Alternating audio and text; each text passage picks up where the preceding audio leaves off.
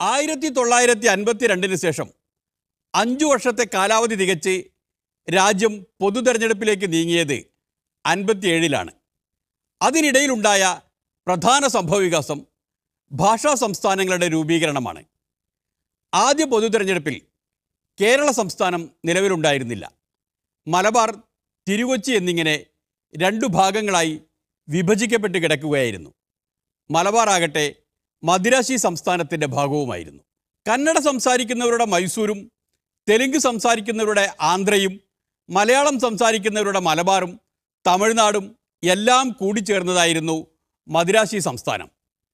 പഴയ ബ്രിട്ടീഷ് ഇന്ത്യയിലെ മദിരാശി പ്രവിശ്യ അങ്ങനെ തന്നെ നിലനിർത്തിയതാണ്.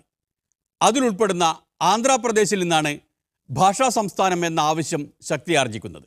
സ്വാതന്ത്ര്യപ്രാപ്തിയുടെ സമയത്ത് ഭരണഘടനാ നിർമ്മാണ സഭ തന്നെ ഭാഷാ സംസ്ഥാനങ്ങളെക്കുറിച്ച് പഠിക്കാൻ ഒരു കമ്മീഷനെ വെച്ചിരുന്നു.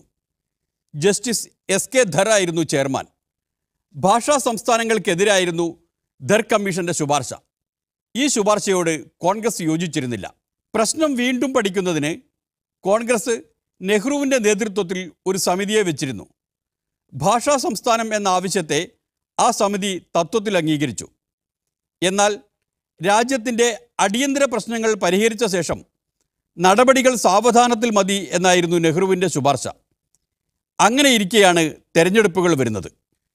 നെഹ്റു പ്രധാനമന്ത്രിയായിട്ടും കോൺഗ്രസ് ഭരണകക്ഷിയായിട്ടും ഭാഷാ സംസ്ഥാനം അനുവദിക്കുന്നില്ല എന്ന് കണ്ടപ്പോഴാണ് ആന്ധ്രയിൽ സമരം പൊട്ടിപ്പുറപ്പെട്ടത്. ആന്ധ്ര മഹാസഭയാണ് സമരത്തിന് ചുക്കാൻ പിടിച്ചത്. സമര നേതാവായ പോറ്റ് ശ്രീരാമലു മദിരാശി നഗരത്തിലെ മൈലാപ്പൂരിൽ നിരാഹാരം ആരംഭിച്ചു. 58 ദിവസം നിരാഹാര സമരം കിടന്നു. അങ്ങനെ രക്തസാക്ഷിയായി. സമരം ഊർജിതമായി. അതോടെ സമരം ശക്തമായി. ഒടുവിൽ 1952 ഡിസംബർ 19 ആന്ധ്ര സംസ്ഥാനം രൂപീകരിക്കുന്നതായി കേന്ദ്രം പ്രഖ്യാപിച്ചു. 10 ദിവസം കഴിഞ്ഞ് സംസ്ഥാന പുനഃസംഘടനാ കമ്മീഷനെ നിയോഗിച്ചു. ഫസൽ അലി ചെയർമാനായ ആ 3-അംഗ സമിതിയിൽ ഒരു മലയാളിയും ഉണ്ടായിരുന്നു, കെ.എം. പണിക്കർ. ആ സമിതിയുടെ ശുപാർശ അനുസരിച്ച് 1956 നവംബർ 1 14 പുതിയ സംസ്ഥാനങ്ങൾ നിലവിൽ വന്നു. കേരളവും അതിലുൾപ്പെടുന്നു.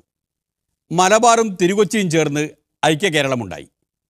അങ്ങനെ 1957 രണ്ടാമത്തെ തെരഞ്ഞെടുപ്പിലാണ് കേരളം ഒരു സംസ്ഥാനം എന്ന നിലയിൽ പങ്കെടുക്കുന്നത്. 17 ലോക്സഭാ മണ്ഡലങ്ങളാണ് അന്ന് കേരളത്തിലുണ്ടായിരുന്നത്.